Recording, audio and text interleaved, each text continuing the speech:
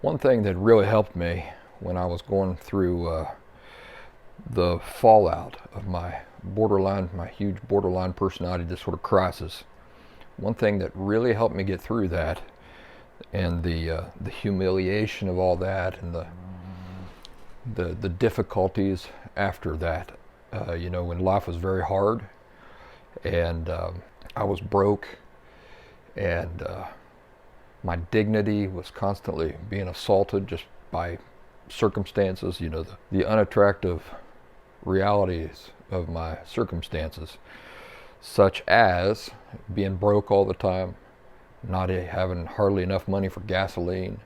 I remember I had gone from this life where I had pretty much everything to this life where then I didn't have anything. And it was just humiliating. It was just a real humiliating experience. Had lost all my friends, and life was just sucked. It just really sucked there for a while. One thing that I did constantly was save coins. There was a certain amount of humiliation taking coins into the local grocery store there in New England. That was a Stop and Shop, I think.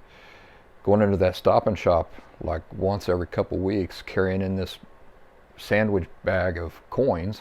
They had a machine in there at the very front of the grocery store, so no privacy whatsoever.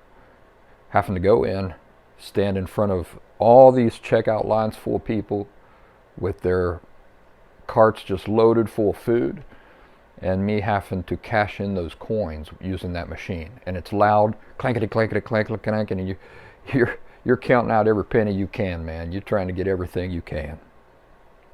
The humiliation of that. Also the humiliation of having to go to food banks. I had to do that for a while. I had to go to food banks and suffer the humiliation of going into a food bank, getting an allotment of canned foods and stuff like that. And man, I lived on a lot of soup during those years.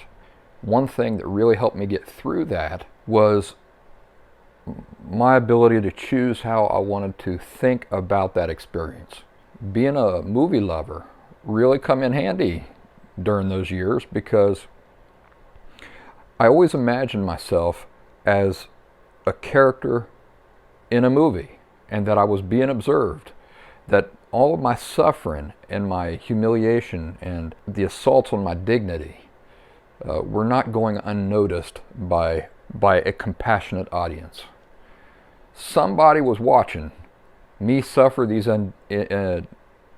humiliations with compassion, and they were rooting for me, sort of like Rocky. When you watch the movie Rocky, he's just a down and out guy, but you like him more for that, don't you? You like him more because he's a down and out guy, and he's got spirit, and he doesn't give up.